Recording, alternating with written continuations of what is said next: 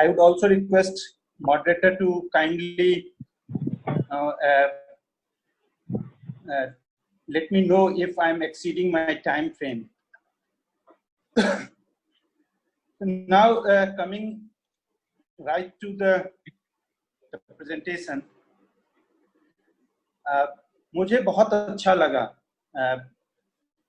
किरण आपका ये प्रेजेंटेशन, और उससे पहले जिस तरह से प्रोफेसर बाबा साहब ने भी जो भूमिका बांधी और उसमें जो बॉम्बे और दलित मूवमेंट के बारे में उन्होंने बताया, जो आउटलाइन दिया, बहुत कोहेरेंट और बहुत सी बातें उन्होंने उसमें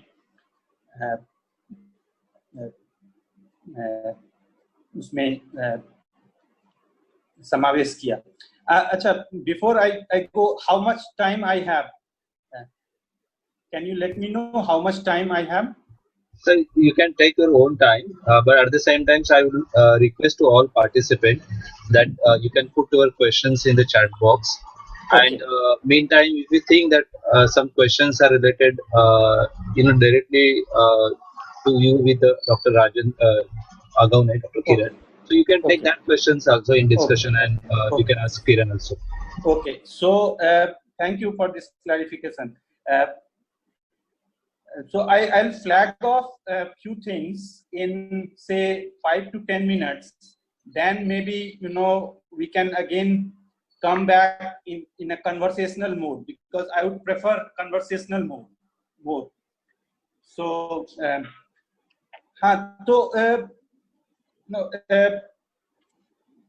किरण भाई ने बहुत अच्छी से जो 3 भागों में बांटा लेक्चर को, और जिसमें दलित मूवमेंट, मुंबई शहर और पोस्ट लिबरलाइजेशन, और तीनों भागों को बड़े अच्छे से इन्होंने विस्तार से समझाया. मुझे ईमानदारी से कहूँ तो शुरू में I was little scared कि how would he going to manage all these 3 components which appear to be quite vast, and I also gathered that this is part of his doctoral work, so I was a bit scared, but I must congratulate him for managing the time quite well and putting across all the arguments, and also to some extent the detail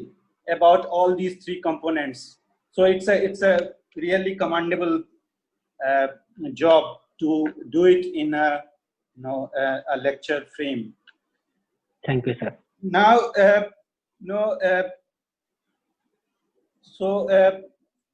जो दलित movement के बारे में इन्होंने अपनी जो प्रस्तावना दी, और जिसमें कि इन्होंने 2 भागों में बांटा, प्री 1991 और पोस्ट 1991.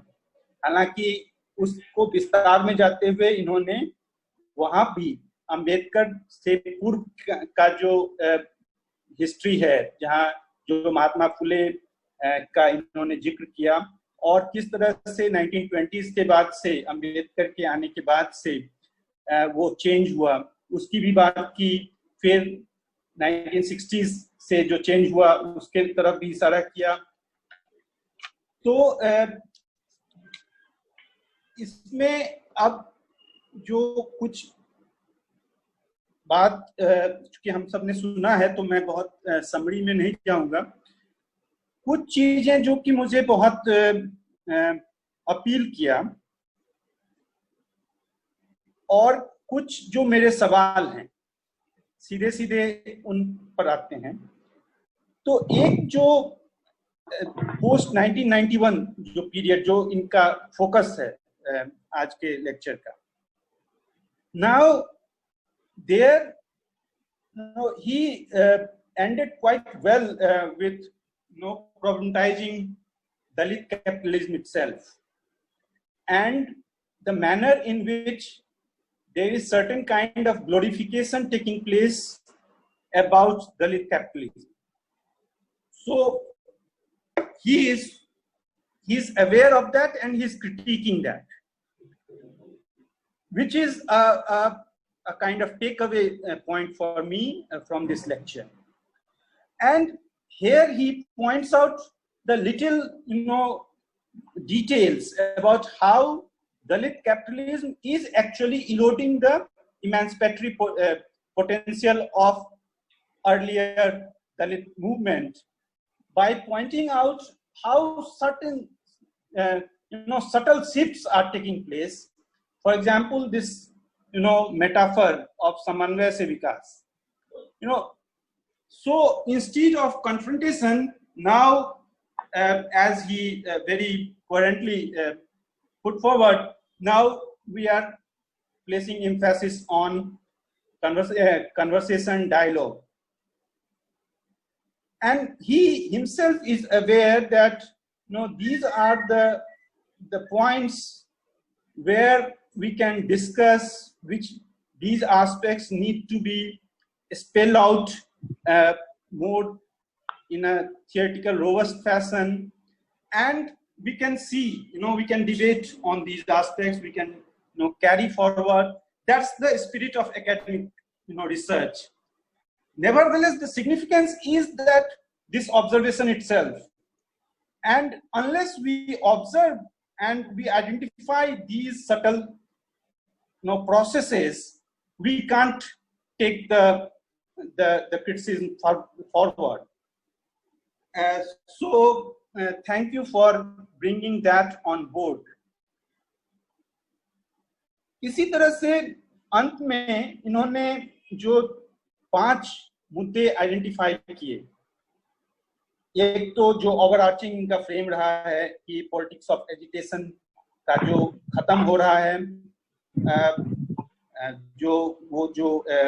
उसकी जो जमीन है वो किस तरह से खत्म हो रही है। दूसरा कि बड़ा मुद्दा है कि यूथ क्यों राइट विंग पॉलिटिक्स की तरफ टिल्ट हो रहा है। यहाँ मैं ये भी ऐड करना चाहूंगा कि महज यूथ ही नहीं, राइट विंग पॉलिटिक्स का जो एक चार्म है, जो अपील है, जिसके कारण वो मेजोरिटेरियन पॉलिटिक्स हो जाता है, तो उसको भी बेहतर तरीके से देखना होगा। और वो क्या है जो कि लोगों को लुभाता है और जिसके कारण लोग शिफ्ट हो रहे हैं, और फिर उस फ्रेम में दलित पॉलिटिक्स को और यूथ क्यों टिल्ट हो रहे हैं उसको भी देखना होगा। तो मुझे लगता है 2 या 3 स्तरों पर यहाँ देखने की जरूरत है। फिर तीसरी बात इन्होंने कही कि नई दलित लीडरशिप नहीं आ रही है। मैं और भी यहाँ जानना चाहूंगा कि नई दलित लीडरशिप क्यों नहीं आ रही है। इस बात पर चर्चा हो सकती है। संभव है कि समय कम होने के कारण उन्होंने इसे विस्तार नहीं दिया, क्योंकि जब हम ये पोस्ट और प्री 1991 फेज में बांट रहे हैं, तो ये जो क्यों का सवाल है, why these things are happening, the strands, the realities that we are identifying. So we need to also ask this question, why these are happening, and try to come up with possible, responses to that why. Now, then he identifies the fourth, de-radicalization हो रहा है, जिसमें state की active भागीदारी हो रही है। यहाँ पर मेरा सवाल ये है कि डी-रेडिकलाइजेशन में जो स्टेट की भागीदारी, तो वो प्री 1991 फेज में भी रही, और स्टेट हमेशा एक पार्टी रहा है, या स्टेट कहें या पॉलिटिकल पार्टीज कहें या फिर गवर्नमेंट कहें, अलग अलग पॉलिटिकल साइंस में हर का अलग महत्व है, सब अलग है एक दूसरे से। यहाँ मैं क्लब कर रहा हूँ कि जो पॉलिटिकल फोर्सेस हैं, जो इस्टेब्लिशमेंट है, वो तो हमेशा से डी-रेडिकलाइजेशन के तरफ रहा। तो ऐसा क्या है पोस्ट 1991 में जिसको हम आइडेंटिफाई करना चाहते हैं, जो कि पहले नहीं था, या फिर ये कह सकते हैं कि पहले था लेकिन पहले उतने उग्र तरीके से नहीं था। So there is a kind of increase in their aggressive intervention. Are we saying that, or are we saying that there is a qualitative difference we observe in pre and post 1991 phase? So if it is a qualitative difference, then we have to identify them. We have to put them in some kind of analytical frame also. But this is definitely a kind of advance to identify. Unless we identify, we can't proceed, as I mentioned earlier.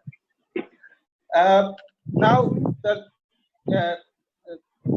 fifth point, he said that activism से strategy की तरफ shift हो रहा है. I am not very sure about what does, how should we proceed with this fifth proposition. और इसका भी हमें मुझे विश्वास है कि किरण ने इसके बारे में सोचा होगा, तो हम लोग चाहेंगे कि थोड़ा सा और इसको स्पेल आउट करें कि इससे उनका क्या मतलब है, और इसको हम इन 5 पॉइंट्स को कैसे और आगे ले जा सकते हैं. Now, having said this, I have few other observations, questions. एक तो जो जहां हम मुंबई शहर और दलित मूवमेंट के बीच का जो संबंध हम करते हैं, वहां पर बात करते हुए इन्होंने कहा कि जो मुंबई शहर का जो एक कॉस्मोपॉलिटन कैरेक्टर था, उसको दलित माइग्रेंट्स ने, दलित एक्टिविज्म ने, और मैं यहाँ प्री 1991 फेज की बात कर रहा हूँ,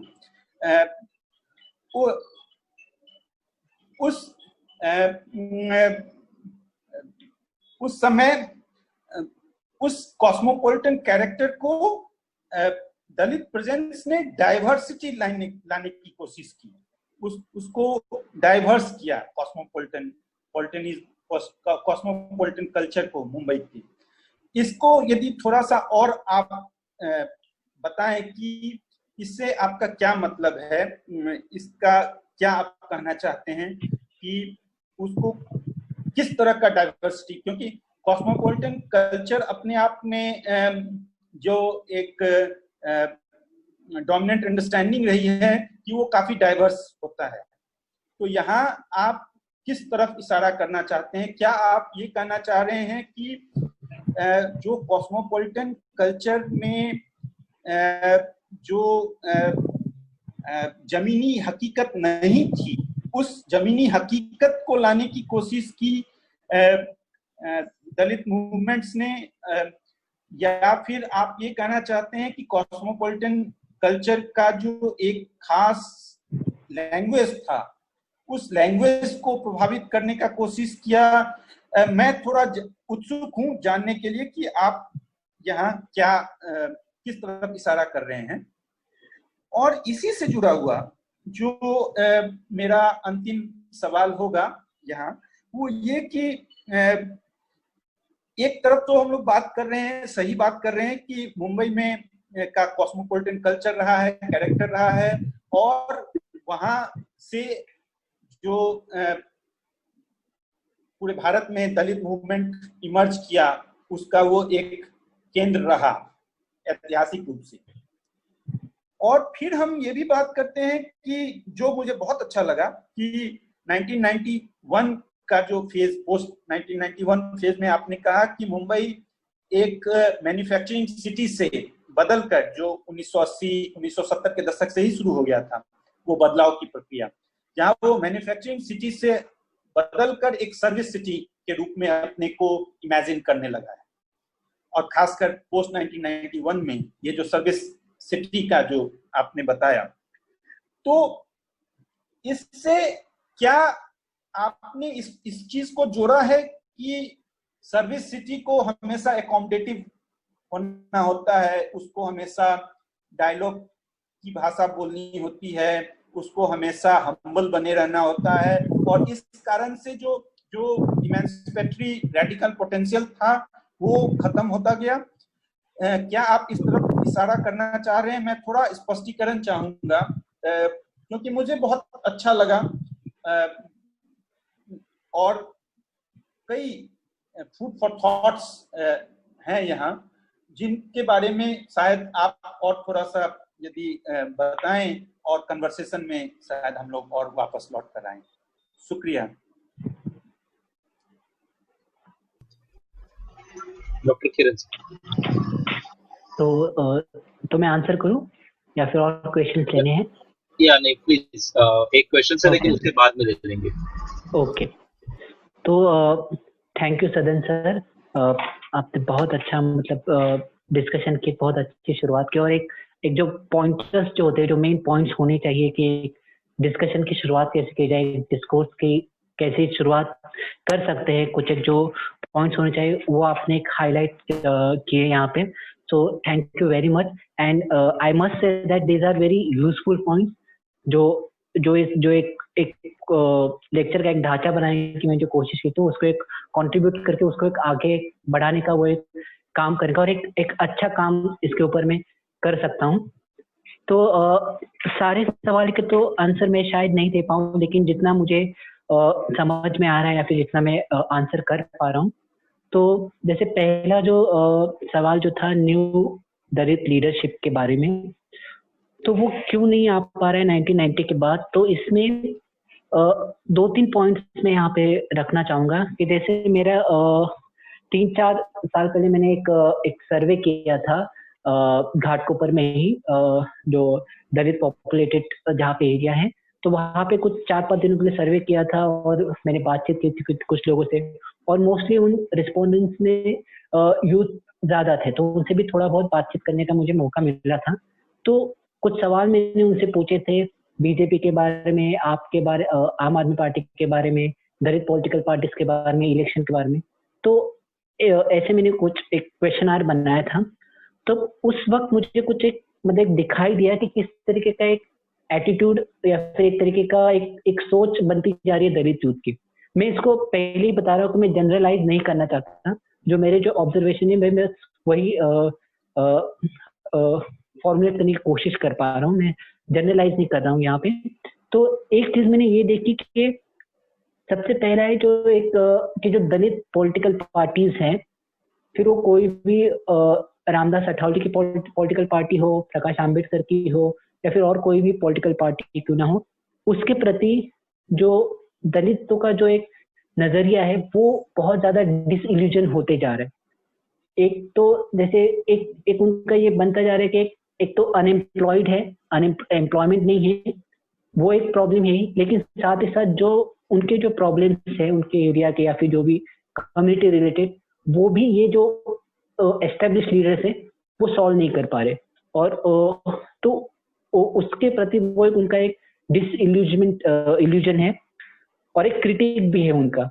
तो वो एक हम देखते हैं एक पैसिमिस्टिक कहीं ना कहीं वो एक हो जाता है, पैसिव बिहेवियर में कई बार चेंज होते हुए देख सकते हैं हम। जैसे हम लोग फॉर एग्जांपल जैसे हम इलेक्शन की बात करना शुरू कर देते हैं, तो वो कहते कि this is a topic that they don't want to talk, okay, तो वो उस टॉपिक के बारे में बात ही नहीं करना चाहते। तो इस तरीके का एक एटीट्यूड कहीं ना कहीं बनता जा रहा है। So again I am saying that I am not generalising it, but जो भी मैंने ऑब्जर्वेशन किया था उसके बारे में बात कर रहा हूँ। तो वो एक लीडरशिप इसलिए भी नहीं आ पा रहा है। दूसरा ये है कि जो 1990 के पहले तक जो भी हम एजिटेशन देख रहे हैं, तो उसमें हम देखते हैं कि एक लीगेसी को या फिर एक ट्रेडिशन को फॉरवर्ड किया जा रहा था। जैसे हम देखें कि अम्बेडकर के पहले कुछ प्री अम्बेडकर लीडर्स थे, उन्होंने एक दलित मूवमेंट का एक ग्राउंड सेट किया था, उसी को और ज्यादा बेहतर और ज्यादा बढ़ाने का काम अम्बेडकर ने किया। और अम्बेडकर के बाद 1956 के बाद दादा साहेब गायकवाड़, आरपीआई के और भी लीडर्स जो थे, जो दलित मूवमेंट के सेकेंड इसमें अम्बेडकर के बाद जो लीडर्स आ रहे थे, उन्होंने वो जो एजुकेशनल पॉलिटिक्स था उसको फॉरवर्ड करने की कोशिश की, और वो हम देखते हैं भूमिहीन सत्याग्रह के एग्जाम्पल से, जो इतना बड़े लेवल पे एक सत्याग्रह हुआ, उसमें इतना सपोर्ट भी मिला, लोग उसमें आए भी और जेल भरो आंदोलन भी, और बहुत कुछ हुआ था। तो वो हम देखते हैं कि वो एक लीगेसी वो एक आगे बढ़ाई गई थी। फिर उसके बाद हम देखते हैं कि दलित पैंथर आया, दलित पैंथर ने भी वो लीगेसी कहीं ना कहीं आगे लाने की कोशिश की। उन्होंने अपना एक और ऐड किया कि थोड़ा सा उसे एक रेडिकल बनाने की कोशिश की कि एक नया एक जो दलित एंगर जो है वो वहां पे दिखाई दिया हमें। उसके बाद फिर दलित पैंथर भी जब टूटा तो उसके भी अलग अलग फैक्शंस बने, तो वो कहीं ना कहीं कंटिन्यूटी वहां पे आ पा रही थी। 1990 के बाद हम देखते हैं कि वो जो एक जनरेशन जो अब एक ओल्ड या फिर एक जो पुराना हो गया था, तो वो लीगेसी आगे फॉरवर्ड करने वाले जो एजुकेशनल पॉलिटिक्स है वो कहीं ना कहीं वहां पे कहीं ना कहीं एक लैक हुआ, एक वहां पे शायद डिसकंटिन्यूटी हुई, ऐसा मुझे लगता है कि वो वहां पे वो जो लीडरशिप है एजुकेशनल पॉलिटिक्स वो वहां पे कहीं तो कमजोर हो गई। तो इसलिए भी एक लीडरशिप वहां पे भी नहीं बन पाई, और इसलिए भी शायद हम देखते हैं कि अम्बेडकर का नाम लेते ही लोग ज्यादा इमोशनल हो जाते हैं, और इमोशनली हम बहुत ज्यादा कनेक्ट कर पाते हैं अम्बेडकर से।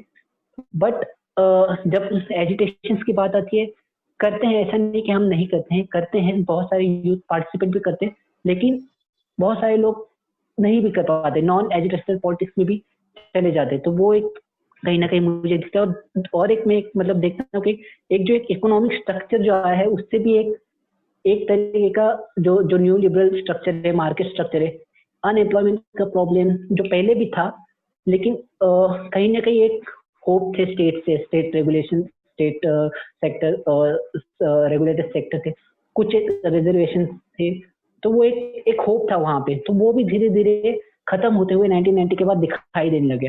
तो एक तरीके का एक अजीब तरीके का एक मतलब हम देख सकते हैं कि जैसे एक एक्टिविस्ट से जब मैं बात कर रहा था बॉम्बे में, तो उन्होंने एक शब्द बोला था कि डिप्रेशन सा आ गया है दलित मूवमेंट में। तो वो डिप्रेशन को हमें आई गेस ढूंढने की मतलब कोशिश करनी चाहिए, और स्टडी करने की शायद कोशिश करनी चाहिए। दूसरा जो पॉइंट था deradicalisation of by state, इसमें मैं मतलब एक चीज में देखता हूँ कि 1991 के पहले मोस्टली कांग्रेस था, और कांग्रेस का एक अलग एटीट्यूड था दलित मूवमेंट को देखने का। कांग्रेस कन्फ्रंट नहीं करता था, मतलब कई जगह पे करता था, लेकिन उतना एग्रेसिवली कन्फ्रंट नहीं करता था। उसकी स्ट्रेटेजी थी कि एकोमोडेटिव पॉलिटिक्स करना है, दलित लीडर्स को मैं एकोमोडेट करना है। और यही एक रीजन है कि आरपीआई का जो एक एक्टिविज्म था वो कहीं ना कहीं जो कमजोर हुआ वो कांग्रेस की स्ट्रेटेजी की वजह से हुआ। तो वो कांग्रेस का एक तरीका था दलित मूवमेंट को डील करने का, दलित लीडरशिप को डील करने का। 1991 के बाद हम देखते हैं कि जैसे मुंबई का एग्जांपल दे तो 1995 में शिवसेना बीजेपी की गवर्नमेंट फॉर्म हुई। उसी से हम देखते हैं कि बहुत बड़े लेवल पे चेंजेस आए, जैसे बहुत सारे आर्टिकल भी ईपीडब्ल्यू में आए थे, गोपाल गुरु का भी एक आर्टिकल उसमें, कि किस तरीके का तरीकों का ह्यूमिलिएशन शुरू हुआ जब right wing political party government में आने लग गई। तो उनका डी रेडिकलाइज करने का दलित मूवमेंट को वो एक अलग उनका एक पैटर्न रहा, या फिर उसकी इंटेंसिटी, जैसे सर ने कहा था, तो वो इंटेंसिटी कहीं ना कहीं वो एक अलग रही है। तो जो हमें भीमा कोरेगांव केस में बहुत मुझे लगता है कि वो बहुत ही उभर के हमें दिखती है। उसके बाद एक्टिविज्म टू स्ट्रैटेजी, तो स्ट्रैटेजी का मैं मतलब इस तरीके से ये शब्द इसलिए इस्तेमाल करना मतलब किया मैंने कि जैसे एक्टिव स्ट्रैटेजीज हर जगह पे होती है, मूवमेंट में भी स्ट्रैटेजीज होते हैं कि किस तरीके से मूवमेंट को फॉरवर्ड किया जाए, उसके लिए भी स्ट्रैटेजीज बनाई जाती है। बट सिर्फ स्ट्रैटेजी ओरिएंटेड कोई एक जब मूवमेंट करता है या फिर एक पॉलिटिक्स काम करता है, तो वो कहीं ना कहीं एक इंडिविजुअल ओरिएंटेड या फिर सेल्फ ओरिएंटेड हो जाता है। फॉर एग्जाम्पल जैसे मैंने डिक्की का एग्जाम्पल तो मैंने दिया ही था कि कैसे वो स्ट्रैटेजीज में चेंज हो रहे हैं कि हमें इकोनॉमिक एम्पावरमेंट करना है, तो इकोनॉमिक एम्पावरमेंट कैसे होगा, गवर्नमेंट से होगा, गवर्नमेंट से जो भी हमें कॉन्ट्रैक्ट मिलेंगे या फिर जो भी हमें वो मिलेगा उसके जरिए हम कुछ तरीकों का एम्पावरमेंट करेंगे। तो वो हमारी स्ट्रैटेजी होनी चाहिए उस तरीके से।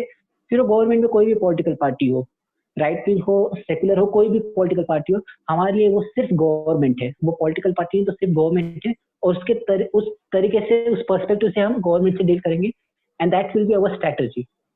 और एक एग्जाम्पल जैसे मैं स्ट्रैटेजी का देखता हूँ, जैसे कुछ एक political parties right wing political parties के साथ अलायंस में है, जैसे आठावले है या फिर और भी पॉलिटिकल पार्टीज है, तो वो भी एक तरीके से ये स्ट्रेटेजी के तरीके से ही देखते हैं। जब हम उनके भाषण सुनते हैं, डायलॉग सुनते हैं, तो वो उससे भी हमें कहीं ना कहीं, जैसे मुझे तो वो दिखता है कि एक स्ट्रेटेजी है। जैसे वो कहते भी है कि ये जो हमारा अलायंस है वो इलेक्टोरल स्ट्रेटेजी है, it's not ideological compromise but it's an electoral strategy. तो ये जो कुछ एक जो टर्म जो आ रहा है, जो कैपिटलिज्म भी यूज कर रहे हैं, कुछ तरह सीरियस भी यूज कर रहे हैं, तो वो कहीं ना कहीं एक्टिविज्म इस टर्म को या फिर उसके कंटेंट को रिड्यूस कर रहा है। उसके बाद कॉस्मोपॉलिटन कल्चर में जैसे मैंने ये कहा था कि बॉम्बे सिटी एक कॉलोनियल सिटी भी है, उसका एक हिस्ट्री है पूरा ब्रिटिश रूल का, ब्रिटिशर्स ने कैसे डेवलपमेंट किया था, उसके ऊपर कई सारी किताबें अवेलेबल है। तो हम उसमें हिस्ट्री में हम देखते हैं कि जब बॉम्बे का कॉस्मोपॉलिटन कैरेक्टर बनने लगा तब एक ग्रुप, ट्रेडर ग्रुप था या फिर एक ऐसे कुछ कम्युनिटीज थे जो ज्यादा डोमिनेंट थे सिटी में, और उन्हीं का एक तरीके से डोमिनेंस था। लेकिन जब गांव से जब वर्कर्स आने लगे, माइग्रेट होने लगे दलित, और तब उन्होंने अपने माइग्रेशन के साथ एक तरीके का एलिट कॉस्मोपॉलिटिज्म हो सकता था, एक पर्टिकुलर क्लास जो रूल कर रहा था उस सिटी में, भले वो कॉस्मोपॉलिटन है, वो एक पर्टिकुलर क्लास पर्टिकुलर कम्युनिटी का नहीं, अलग कम्युनिटी का है, लेकिन वो अलग अलग कम्युनिटी भी एक डोमिनेंट कम्युनिटी से आ रहे थे। तो उस स्ट्रक्चर को कहीं ना कहीं शायद, मतलब ये मेरा नजरिया है कि उसको बदलने का काम मार्जिनलाइज्ड सेक्शन ने किया है। उसके बाद जो सर्विस सिटी का है, उसके बाद में थोड़ा सा मुझे और मतलब सोचना पड़ेगा sir. Thank you.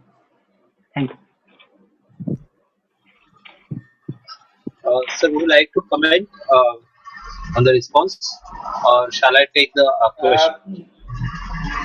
I think if you can take other questions, then also maybe I can come in later.